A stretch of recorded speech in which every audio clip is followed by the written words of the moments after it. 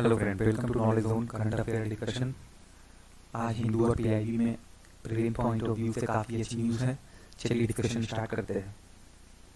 पहली न्यूज़ है international day for the eradication of poverty के बारे में। 17 अक्टूबर को रिकॉग्नाइज किया जाता है as an international day for eradication of poverty.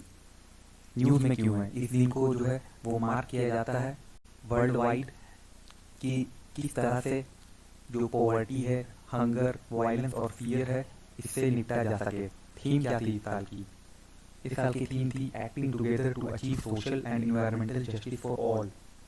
इसके अलावा थीम ऑफ द डे जो थी इस साल की, उसका मकसद था एड्रेस करना जो भी चैलेंजेस हैं सोशल और एनवायरमेंटल जस्टिस को अचीव करने में। उसके लिए यहाँ पर कहा गया है कि पॉवर्टी जो है वो एक सिंगल डायमेंशनल टर्म नहीं है, बल्कि ये एक मल्टी डायमेंशनल टर्म है। इसमें दो इश्यूज आपस में लिंक्ड हैं, यानी कि इनको अकेले रियलाइज नहीं किया जा सकता है। जैसे सोशल जस्टिस को रियलाइज नहीं किया जा सकता है विदाउट रेक्टिफाइंग इन्वायरमेंटल इनजस्टिस, तो इसी तरह से पॉवर्टी भी जो है वो एक मल्टी डायमेंशनल टर्म है। बैकग्राउंड क्या है? देखिए, पहली जो कॉमेमोरेशन हुई थी इस इवेंट की, वो कॉमेमोरेटिव स्टोन के पास हुई थी। जोसेफ रेजेंस्की जो कि फाउंडर थे of international movement ATD fourth world के, उनके कॉमेमोरेटिव स्टोन के पास हुई थी, जब लैक्स ऑफ पीपल जो है उनके कॉमेमोरेटिव स्टोन के पास गैदर हो गए थे ताकि उनको ऑनर कर सकें। रेजेंस्की की डेथ थी उसके 4 साल के बाद 1992 में यहाँ पर यूनाइटेड नेशन ने ऑफिशियली इस दिन को डेजिग्नेट किया as international day for the eradication of poverty. अगली न्यूज है GDP of India versus Bangladesh के बारे में। बांग्लादेश की रियल पर कैपिटा जीडीपी ने इंडिया की रियल पर कैपिटा जीडीपी को सरपास किया है। ये काफी शॉकिंग है क्योंकि रिपोर्ट में ऐसा शो किया गया है कि इंडिया ने 5 साल से 25% की यहाँ पर लीड ली हुई थी। उनका कहना है कि यहाँ पर एक बोल्ड फिस्कल पॉलिसी मीजर लेने की जरूरत है। अभी जो लेटेस्ट वर्ल्ड इकोनॉमिक आउटलुक जो इस वीक रिलीज हुई, उसमें आईएमएफ ने यहाँ पर प्रोजेक्ट किया था कि इंडिया की इकोनॉमी 10.3% से कॉन्ट्रैक्ट करेगी 2020 से 2021 के बीच में, जो कि एक काफी डीपर हिट है इंडिया की इकोनॉमी के लिए, क्योंकि जून में जो एस्टिमेशन की गई थी वो थी 4.5% की कॉन्ट्रैक्शन इन कोविड-19 पैंडेमिक के केस में। और अभी जो है वो आईएमएफ की जो रिपोर्ट है यहाँ पर 10.3% की कॉन्ट्रैक्ट शो की गई है, जो कि काफी बड़ा गैप है। यहाँ पर इंडिया की जो पर कैपिटा जीडीपी है इन नॉमिनल यूएस डॉलर टर्म में, उसको प्रोजेक्ट किया गया है 1876.53 इन 2020, जो कि बांग्लादेश की जो पर कैपिटा जीडीपी है उससे कम है, क्योंकि यहाँ बांग्लादेश की जो पर कैपिटा जीडीपी है उसको प्रोजेक्ट किया गया है 1887.97। इसके अलावा इस रिपोर्ट में कहा गया है कि इंडिया की जीडीपी जो है वो फिर से ओवरटेक कर लेगी बांग्लादेश की पर कैपिटा जीडीपी को इन 2021, और इसका एस्टिमेशन कहा गया है कि यहाँ पर $2030.62 होगी इंडिया की जीडीपी पर कैपिटा जीडीपी अगेंस्ट बांग्लादेश की पर कैपिटा जीडीपी जो है वो 1989.85 होगी। ये ट्रेंड जो है वो काफी इसमें अनसस्टेनेबिलिटी देखी गई है। कहा गया है कि इंडिया की जीडीपी फिर से जो है वो एक्सपेक्ट किया जा सकता है कि वो बांग्लादेश की पर कैपिटा जीडीपी से 2024 में स्लिप करके नीचे आ जाएगी।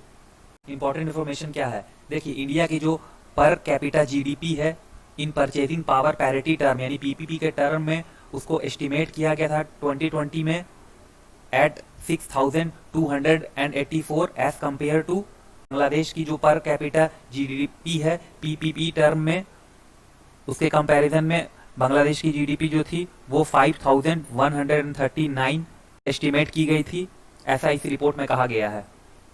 अगली न्यूज है जीरो राजधानी के बारे में। जीरो राजधानी एक स्पेशल सुपर फास्ट ट्रेन है वाया बोगीबील, जो कि इंडिया की लॉन्गेस्ट रेल रोड ब्रिज है अक्रॉस ब्रह्मपुत्रा। इसको 117 किलोमीटर कम डिस्टेंस ट्रैवल करना पड़ेगा, जो रेगुलर राजधानी रूट है between new Delhi and Dibrugarh के बीच में। बोगीबील जो कि इंडिया की longest rail and road bridge है थ्रू आउट ब्रह्मपुत्रा। इन 2018 उसने इंट्रोड्यूस किया था टू बैंक ऑफ असम, जो कि क्लोज आ गए थे more than 7 hour due to this bridge. Zero राजधानी जो कि इस ब्रिज के थ्रू ट्रैवल करेगी, इसकी वजह से क्या हुआ, ये जो दो बैंक के पीपल हैं वो और क्लोज आ गए हैं न्यू दिल्ली के, और कहा जा रहा है कि मोर देन 100 किलोमीटर क्लोजर होंगे ये अब न्यू दिल्ली से। जीरो राजधानी के बारे में जान लेते हैं। जीरो राजधानी जो कि न्यू दिल्ली और डिब्रूगढ़ के बीच में रन करेगी, ये टेक्निकली इसको कहा जा रहा है कि ये टेक्निकली राजधानी ट्रेन नहीं है, क्योंकि जो सुपर फास्ट ट्रेन होती है उसकी नंबर जो स्टार्ट होती है वो 2 से स्टार्ट होती है, जबकि अगर मेल एक्सप्रेस की बात की जाए तो उसका नंबर जो होता है वो 1 से स्टार्ट होता है, जबकि इस ट्रेन का जो नंबरिंग है वो 0 से स्टार्ट होता है। अप में 02505 और डाउन में 02506 है, यानी कि 0 नंबर से स्टार्ट हो रहा है। तो ये 0 नंबर जो है वो उसको एक स्पेशल ट्रेन बना देता है अदर देन राजधानी।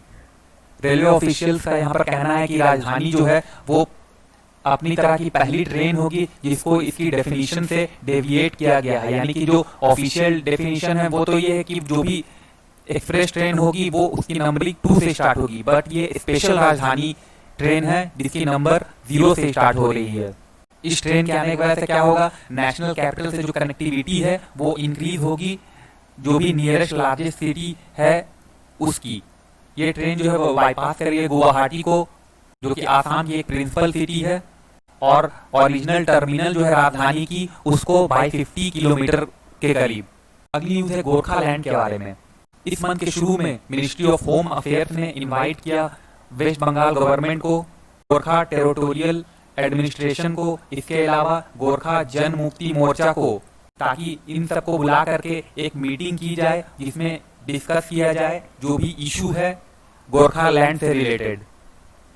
गोरखालैंड के बारे में जान लेते हैं। देखिए, गोरखालैंड रीजन जो है वो कंसिस्ट करता है Nepali speaking people of Darjeeling, इसके अलावा कलिम्पोंग, कुर्सियोंग और अदर जो भी हिली डिस्ट्रिक्ट है वेस्ट बंगाल के, उसको मिलाकर ये गोरखालैंड बनता है। क्राइसिस जो है गोरखालैंड की उसके बारे में जान लेते हैं। जो गोरखालैंड में जो क्राइसिस चल रहा है वो कई डेकेड से देखने को मिल रहा है, और ये ओरिजिनेट हुआ है फ्रॉम द लैंग्वेज। इसकी जो पहली डिमांड थी गोरखालैंड बनाने की वो ब्रिटिश टाइम से ही आ रही है, और इसकी जो डिमांड थी वो पहली बार 1907 में सबमिट किया गया था मार्ले मिंटो रिफॉर्म पैनल को, और तब से देखा गया है कि इस रीजन में काफी वायलेंट प्रोटेस्ट हुए हैं ताकि सेपरेट स्टेट की क्रिएशन की जाए।